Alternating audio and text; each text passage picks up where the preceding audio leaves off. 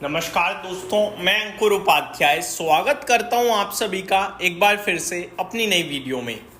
दोस्तों, आज आप सभी के साथ बात करने जा रहा हूं एक ऐसे स्टॉक के बारे में जिसमें आज निवेशकों ने फाइनली पैसा बनाया है। जी हाँ दोस्तों, ये स्टॉक है Hyundai मोटर्स इंडिया का।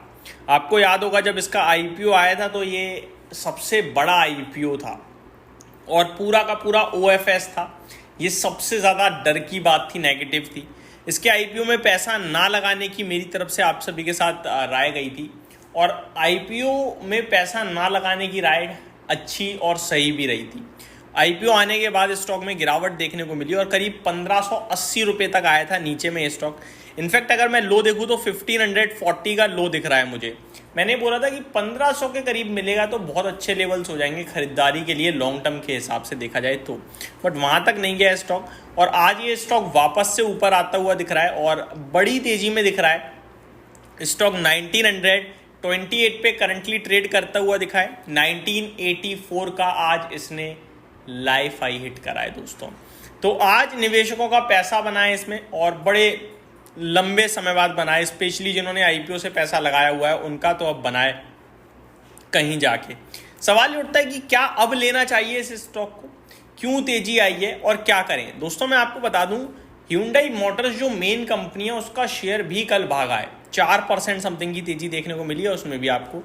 और अगर मैं बात करूं अभी आप सभी के साथ, तो Hyundai मोटर्स इंडिया जो भारत में लिस्टेड कंपनी है उसमें टेक्निकल टर्म्स पे तो ब्रेकआउट आया है, बट आज मूव आ गया है तो वेट करना चाहिए और स्टॉक को लेने के बारे में सोचना है।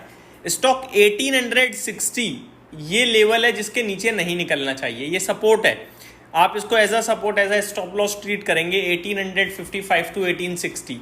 और जितना इसके पास मिले या 1900, 1880, जितना 1860 के पास मिले उतना आप लेने के बारे में सोचिए।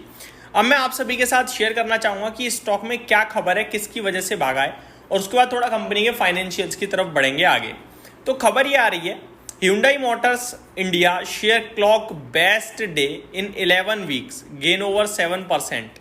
लगभग 11 हफ्तों का सबसे बढ़िया दिन था आज।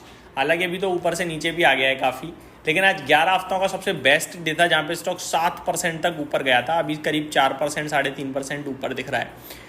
The shares of Hyundai Motors India jumped nearly 7% on June 9 to hit fresh life high, posting the biggest single-day rise in nearly 11 weeks after the management sounded bullish on export plan and shared a 7 to 8% growth forecast for overseas shipment from India. तो company ने कहा है कि export दमदार रहेगा और overseas की बात करी जाए तो 7 से 8% की ग्रोथ देखने को मिलेगी और यही चीज़ बाजार को बेहद पसंद आ रही है। Hyundai motor India shares have now extended gains for 4th consecutive session, rising nearly 9% since June 2। लगभग 2 जून से अभी तक देखा जाए तो 9% शेयर चल चुका है। During an analyst call, Hyundai Motors India managing director Unso Kim recently said the company plans to make its Indian arm the largest export hub outside South Korea. तो जो इनके मैनेजिंग डायरेक्टर हैं, MD हैं, उन्होंने कहा है कि हम साउथ कोरिया के बाहर भारत ऐसी जगह देख रहे हैं जहाँ पे जिसको हम एक्सपोर्ट हब बनाना चाहते हैं, यानी कि जो भारत में गाड़ियाँ बन रही हैं वहाँ से सबसे ज़्यादा गाड़ियाँ एक्सपोर्ट हो, ऐसा भारत को बनाना चाहते हैं। We aspire to continue our growth trajectory in exports in the coming years, he said, while adding the exports have risen strongly in recent months and the company aims to sustain the growth trajectory. For FY26, we anticipate the growth in export volume to be around 7 to 8%, supported by robust demand for our product in emerging markets, Kim added. तो ये कह रहे हैं कि current वित्त वर्ष में 7 से 8% की ग्रोथ तो एक्सपोर्ट में होनी चाहिए, यानी कि बाहर अच्छी खासी डिमांड है आउटसाइड इंडिया और भारत से गाड़ियां बन के वहाँ पे पहुँचेंगी, जिसमें 7 से 8% की ग्रोथ है। और ये सारी की सारी चीज़ें एनालिस्ट कॉल में आते हुए दिखी हैं और इसी की वजह से आज ये शेयर आपके लिए रॉकेट होता हुआ दिखा है। अब चलते हैं थोड़ा सा कंपनी के बारे में, कंपनी के फाइनेंशियल्स देख लेते हैं। वैल्यूएशन टर्म पे अभी रीजनेबल है। अच्छा, एक अच्छी खबर और जो रिसेंटली आई थी वो ये थी कि कुछ खबरें थी कि OFS आ सकता है प्रमोटर्स की तरफ से। प्रमोटर्स ने क्लियरली डिनाई किया कि कोई प्लान नहीं है हमारा OFS का। तो ये कॉन्फिडेंस देता है निवेशकों को कि ठीक है यार, प्रमोटर्स कोई बेचने की जल्दबाजी में नहीं है, कोई बेचने की नहीं सोच रहे हैं। तो वो भी एक पॉजिटिव ट्रिगर था। करीब 1.5 लाख करोड़ का मार्केट कैप है, 28 के PE पे स्टॉक ट्रेड करता है, 200 रुपये के समथिंग की बुक वैल्यू है, 2000 के करीब ट्रेड कर रहा है। बुक वैल्यू पर शेयर ऑलमोस्ट 10 टाइम्स की हो गई। बाकी अगर आप चीज़ें देखें तो ठीक है, बस बुक वैल्यू के हिसाब से महंगा दिखेगा, लेकिन बुक वैल्यू के हिसाब से महंगा सस्ता नहीं देखना हमें। जो महंगा और सस्ता देखना है वो PE के हिसाब से देखना है, अर्निंग्स के सामने। क्योंकि ऐसा तो है नहीं कंपनी कहीं चली जाएगी या तुरंत कोई और इसके सामने खड़ा हो जाएगा। तो 28 के PE पे आई थिंक रीजनेबल है। क्योंकि अगर मैं मारुति की बात करूं वो भी 28 पे है, अगर M&M की बात करूं तो वो 29.5 पे है। टाटा मोटर्स हालांकि सस्ता है, बहुत सस्ता है इनके कंपैरिजन में। बाकी ये दोनों अगर इसको कंपेयर किया जाए, और मेनली हम कंपेयर इसको करेंगे भी, मारुति से सबसे बड़ा कंपटीशन रहेगा और मारुति और इसके वैल्यूशन सिमिलर हैं।